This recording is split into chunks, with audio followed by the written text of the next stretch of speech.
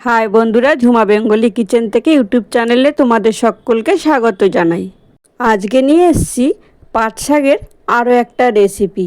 এর আগেও আমি পাট শাকের রেসিপি দেখিয়েছি, তবে এই পাট শাকের রেসিপিটা একটু অন্যরকম।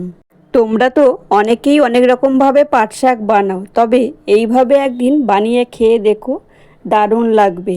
তবে যারা এই পাট শাক খেতে ভালোবাসে তাদের তো খুবই ভালো লাগবে।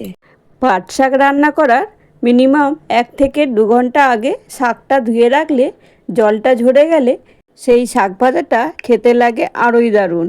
আমি এখানে 2 ঘন্টা আগে শাকটা ধুয়ে রাখছিলাম, জল ঝরে যাবার পর পাখার তলায় রেখে দিয়েছিলাম। আর এখন পুরোই শুকিয়ে গেছে। আর শাকগুলো এখন এইভাবে ছোট ছোট করে কুচিয়ে নিলাম। এদিকে 1 চামচ আদা গ্রেট করে নিয়েছি। গ্যাসের ফ্লেম অন করে কড়াইতে 1 গ্লাস জল দিয়ে দিলাম, প্রয়োজন মতো লবণ, কাঁচা লঙ্কা কুচি ও গ্রেট করা আদা আর সামান্য একটু হলুদ দিয়ে একটু নেড়েচেড়ে ফুটিয়ে নেব। দেখো জলটা ভালোভাবে ফুটে গেছে।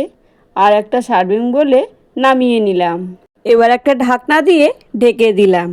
এবার কড়াইতে সামান্য একটু সরষের তেল দিয়ে দিলাম, 2 বড় শুকনো লঙ্কা ও কুচি করা কাঁচা লঙ্কা দিয়ে ভালো করে ভেজে নেব।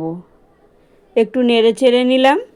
বন্ধুরা, আজকের রেসিপিটি ভালো লাগলে একটা লাইক দিয়ে পাশে থাকা বেল বাটনটি প্রেস করে দিও, তাহলে আমি যত নিত্য নতুন ভিডিও আপলোড করব সবার প্রথমে নোটিফিকেশন তোমাদের কাছেই পৌঁছাবে। তোমাদের সঙ্গে কথা বলতে বলতে দেখো ভিডিওর অনেকটাই আমার আগিয়ে গেছে।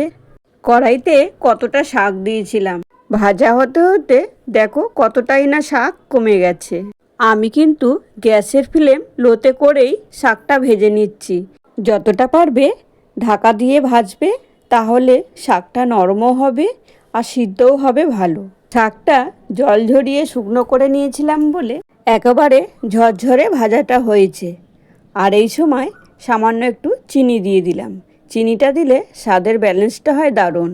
এবার গ্যাসের ফ্লেম অফ করে শাক ভাজাটা নামিয়ে নিয়ে আগে থেকে রেডি করা আদা লঙ্কা হলুদের জলটায় শাক ভাজাগুলো দিয়ে দিলাম।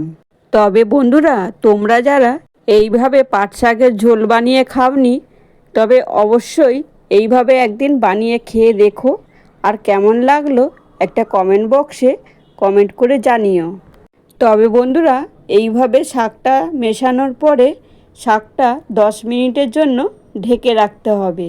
তারপরেই কিন্তু খেতে লাগবে খুবই অসাধারণ। এইভাবে পাট শাকের ঝোল যে একবার খাবে সে বারবারও চাইবে।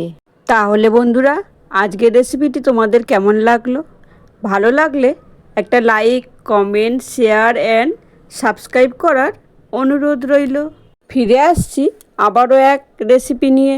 আর এতক্ষণ সময় তোমরা আমার পাশে থেকে পুরো ভিডিওটা দেখার জন্য অসংখ্য ধন্যবাদ। সকল বন্ধুরা সুস্থ থেকো, ভালো থেকো। দেখা হচ্ছে নেক্সট রেসিপিতে।